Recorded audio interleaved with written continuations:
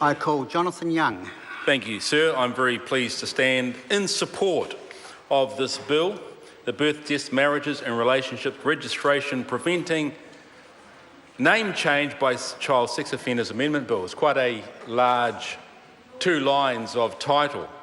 Sir, it's a relatively succinct bill, but it has a very strong intent to protect those vulnerable amongst us in order to, sir, stop those who would seek to change identity to remove themselves from the watchful eye of society and the agencies the government appoints in order to continue to potentially commit offence. So this has been a very interesting debate so far. There have been many comments made around the report of the Attorney-General. It's wonderful that he is here this evening, and I have it on good authority, sir, that our Attorney-General is not encumbered by political concern, but writes his reports to address the spirit of the law. And he's a true man of the law. And he has written a number of things which I'd like to address. Sir, in paragraph 11, because this is an issue around the right to freedom of expression, and the attorney writes in his report, the right to freedom of expression is to be construed as having a wide ambit in New Zealand, and the broadly described example in section 14 are non-exhaustive. I consider an individual's choice of name is an element of freedom of expression.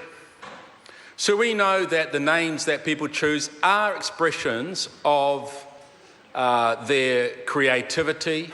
We name streets, we name companies, we name businesses, we name clubs, organisations, we name teams, musicals. We name songs, poems, movies. We name our dogs, our cats, our goldfish. We name our plants. Some people name their trees. Some people name their houses. People use names all the time as an expression.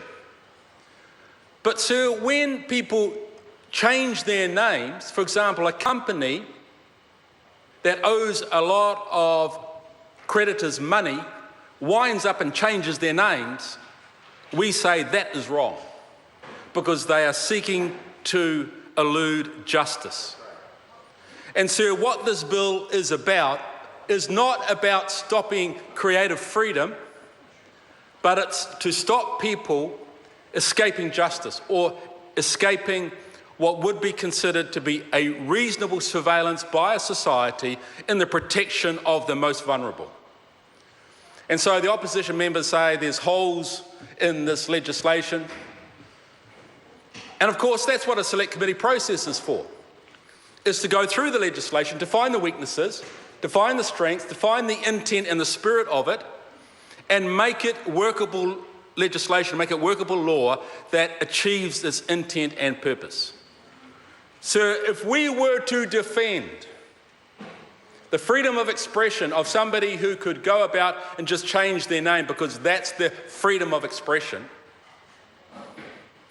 yet we did not protect the freedom of children to grow up, and I know we do that in many, many ways, sir, in many, many ways, but if we put that first and foremost, the freedom of expression to change your name as you will and wish, and we don't, and I'm sure everybody in this house would hold high as a aspiration that we protect the ability for young people to grow up and be able to express themselves freely and fully, without fear, without concern, without brokenness, without horror, without all the things that happen to young people, unfortunately, in our country, then, sir, we have got to think through these sorts of things very, very carefully.